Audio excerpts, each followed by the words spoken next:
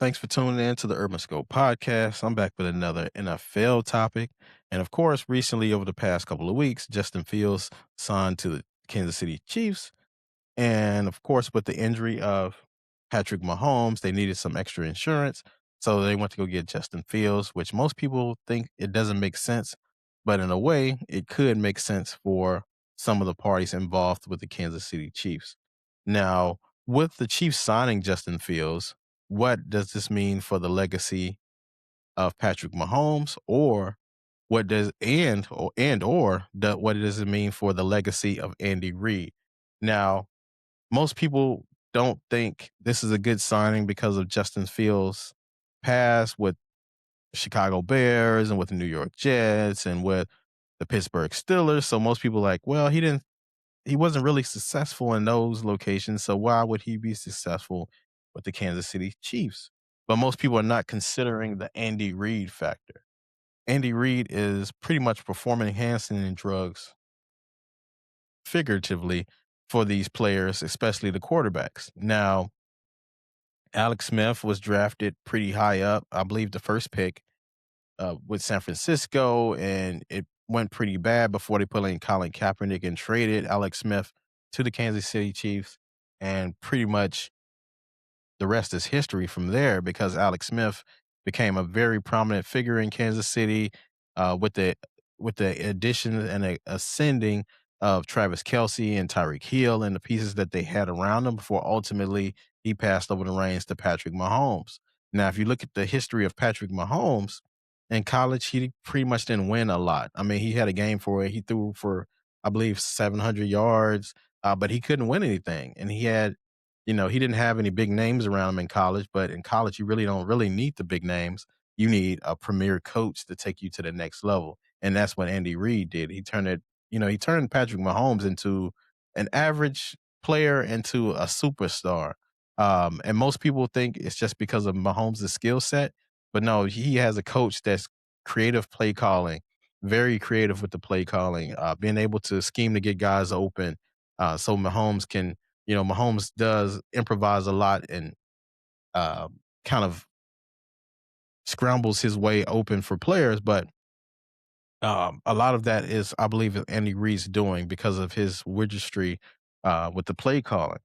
So even if you look at Donovan McNabb, once he left Andy Reid and went to Washington, he didn't look the same. He was older, of course, but with the play calling of Andy Reid and with the addition of Terrell Owens as well, they were able to be very successful, just fall short because unfortunately they were in the era of the New England Patriots and what they were able to do.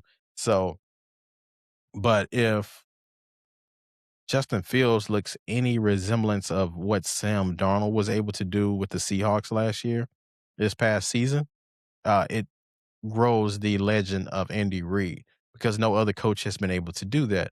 Of course, he was with the defensive mindedness of the Pittsburgh Steelers coach that just recently left, Mike Tomlin. Of course, he wasn't going to get that kind of offensive prowess there. He was with the Jets, which has just been a mess all around, offensively and defensively, mostly offensively. And then with Chicago, they're just starting to get right with Caleb Williams because of what they have at at the coaching position over there in Chicago. But Justin Fields never had a premier coach. So once if he gets with Andy Reid and has any resemblance of a Pro Bowl year, it will look vastly different for Andy Reid's legend and for what his coaching position in the greatest of all time conversation.